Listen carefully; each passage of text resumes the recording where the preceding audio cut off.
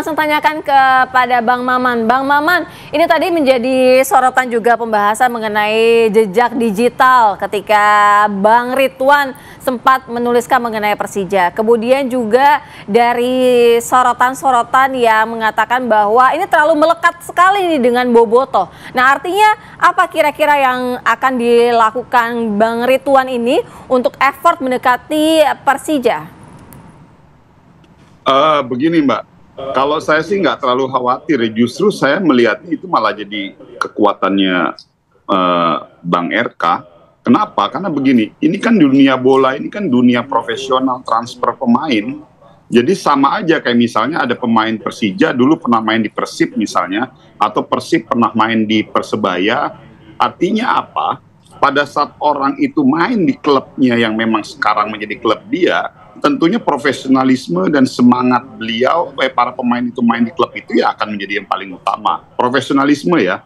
Nah, ini sama halnya dengan Bang Ridwan Kamil. Pada saat dulu beliau di Persib, suka nggak suka, mau nggak mau, ya beliau harus membangun semangat militansi Persib. Karena beliau adalah kepala daerah Jawa Barat. Sama halnya misalnya, contoh kami yang orang partai misalnya. Kami dulu misalnya kita di Golkar, misalnya kita pindah di partai ini, pasti secara konsekuensi pada saat kita sudah masuk ke partai A atau partai B, kita harus membangun militansi ataupun semangat di partai kita itu. Artinya apa?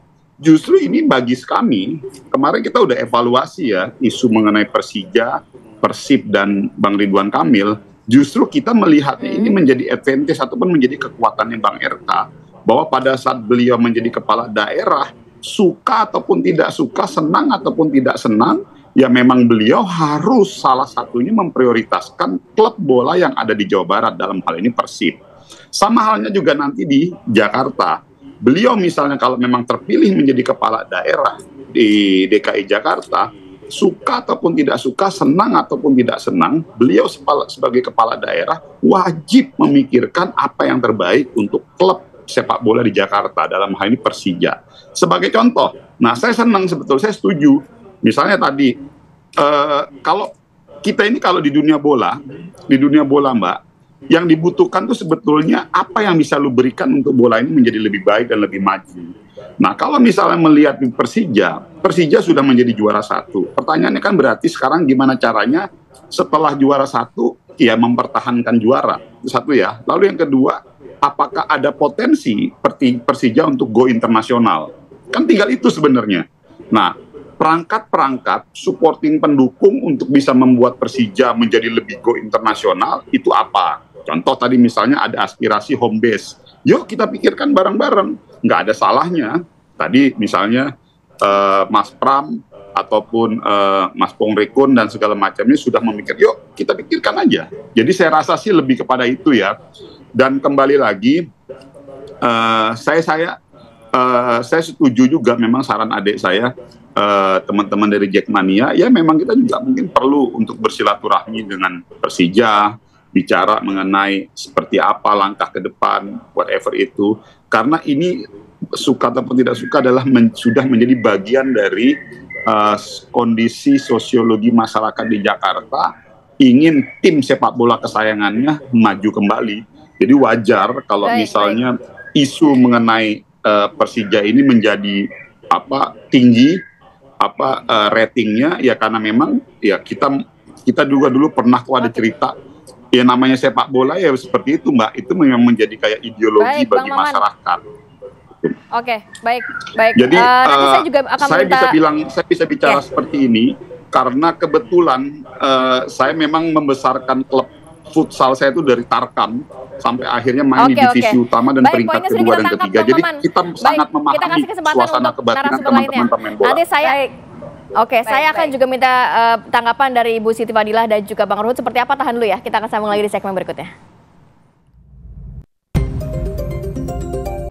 Langsung kita ke Bang Ruhut. Bang Ruhut tadi dikatakan harusnya belanja masalah dulu di Persija, baru ke Jackmania. Terus kemudian waktu 3 bulan, 2 bulan setengah bahkan untuk pendekatan kepada Jackmania. Belum lagi banyak kampanye-kampanye yang dilakukan, mungkin nggak sih? Ya mungkin, ya. Kenapa? Karena Mas Pram itu sama Bang Karno, ya kita bisa lihat Mereka sekarang itu kerja keras belusukan kemana-mana. Seperti ketemu tokoh-tokoh Betawi kan mereka dulu. Baru mungkin Ridwan Kamil karena jauh di Bandung, ingat besoknya dia langsung ya datangi juga. Duluan semua ya. Naik bus, naik oplet, naik angkot ya. Masalah melihat pasar, makanan ya. Percayalah, apalagi dengan tim ya. Memang belum dibentuk ya. Saya belum tahu dapat tim di sini atau di, kan banyak nih di daerah-daerah lain ya. Tapi percayalah bisa, karena saya lihat mulai dari latar belakang.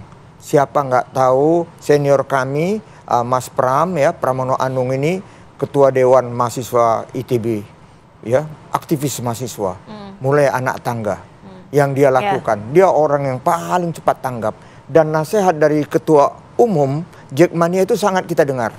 Percayalah. Pasti ada nanti, bisa jadi feeling saya langsung mereka yang datang.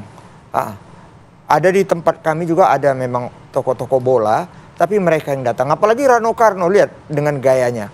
Ya? Baik, kalau Bang Ruhut optimis ya. Kalau dari Bu Siti kira-kira apa nih ke depannya dalam waktu yang cukup singkat sekali mau menjalin komunikasinya seperti apa? Saya lihat sudah dijadwalkan. Memang pertama-tama memang untuk Jackmania. Jadi pada Persija dan pasti nanti akan belanja permasalahan ke sana. Tetapi memang yang pertama kali itu dia pengen menggratiskan supaya mungkin lebih aman ya, lebih tertib gitu. Karena mungkin gratis, jadi tidak usah muter-muter pakai Metro Mini misalkan, mudah-mudahan. Dan kalau digratiskan pasti juga akan dominan daripada lawan kita gitu.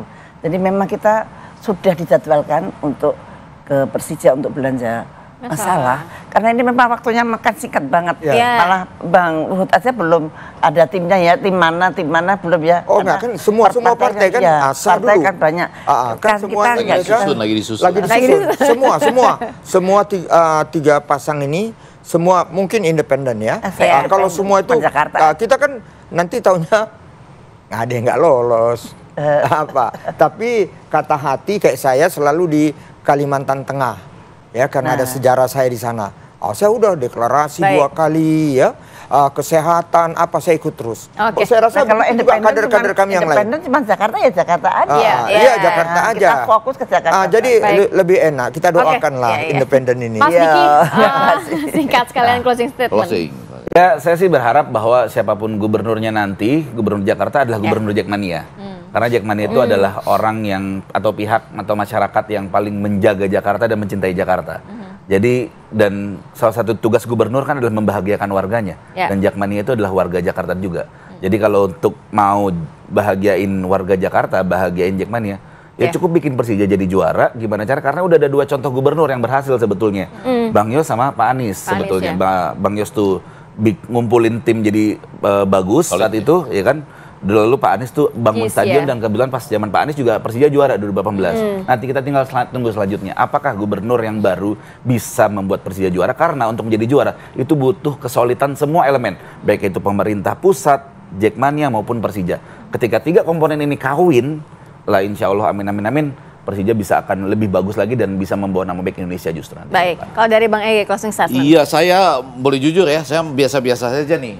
Karena kan saya tahu seakan-akan ada calon independen gitu ya, tanda tangannya masih belum ya, terus kemudian ada calon yang dianggap titipan, kemudian ada calon yang dari luar. Nggak apa-apa, saya all the best semuanya. Nah, cuma saya mau mengatakan begini, sepak bola tidak bisa hanya didekatin dengan strategi politik gitu. Setidaknya dalam konteks para pendukung sepak bola, fans itu, ya sosiologis, antropologis menjadi penting tuh, kesejarahan bersama. Nah, yang paling depan itu sebetulnya ada beberapa strategi ya yang kemudian memang harus menjadi catatan. Misalnya, kalau Anda bayangkan tadi diceritakan ada pemain pindah, katakanlah dari Persija dia main ke Persib. Ambil contoh yang nyata aja. Kan bisa macam-macam itu sikap dari yang nonton maupun dia sendiri. Ada yang walaupun nyetak gol tapi nggak merayakan terlalu heboh. Ya, banyak gitu. Dia udah nyetak gol karena terhadap mantan klubnya dia cuma gini atau sekedar apalah gitu ya. Nah, kemudian sikap penonton terhadap dia bisa macam-macam juga. Ada yang mulai dari awal main, betul. Tapi ada juga setelah dia mencetak gol walaupun ke gawang yang nonton, itu orang tetap tepuk tangan. Jadi catatan sejarah, catatan Anda di media sosial dan catatan bagaimana Anda bersikap itu kan beda-beda. Nah itu yang saya bilang tidak bisa diselesaikan secara politik. Betul loh, banyak loh dia nyetak gol ke gawang tim yang sebelumnya, tapi dia cuma... Jadi kalau kata Bang Ege sulit nih. Iya, PR-nya banyak nih. Oh bukan, saya cuma all the best. PR-nya banyak ya. Jangan lupa, di samping keinginan Anda semua, para pasangan ini, ada juga bagaimana warga memandang pilkada ini. Kita kan nggak boleh mengampanyekan jangan datang ke TPS ya. Tapi ayo ambil apa yang mungkin paling bisa nih. Nah kalau Jackmania, The Jack, saya rasa mereka punya filosofi sendiri, mereka punya pandangan tentang apa yang ingin dicapai 5 tahun ke depan, mana yang mungkin, mana yang tidak. Pasti ada juga kan yang realistis. Nah, yang realistis itu yang dibicarakan bersama. Selamat datang di Jakarta. Dalam waktu singkat ya, kurang lebih 2 bulan, PR-nya masih banyak untuk memikat hati The Jackmania. Kemudian juga nanti ya jangka panjang juga ada sebenarnya yang janji-janji harus direalisasikan. Bang Maman, untuk closing statement-nya Bang. Ya, yang pasti saya setuju itu bahasanya Bang Effendi yang terakhir, bahwa kalau mau melakukan pendekatan dengan teman-teman pecinta bola ini memang tidak bisa politis. Itu saya setuju banget, karena kebetulan saya sangat cukup sedikit memahami lah ya. Lalu yang kedua begini, terkait mengenai penggratisan tiket dan lain sebagainya, saya mau sampaikan, pecinta bola itu mereka punya pride sendiri loh. Mereka saking cintanya dengan tim mereka, sebetulnya bukan gratis atau tidak gratis yang dibutuhkan oleh mereka. Yang dibutuhkan mereka itu bagaimana lo bisa membuat tim gue ini lebih baik. Jadi banyak juga, jadi jangan anggap bahwa supporter bola itu ingin digratisin, enggak.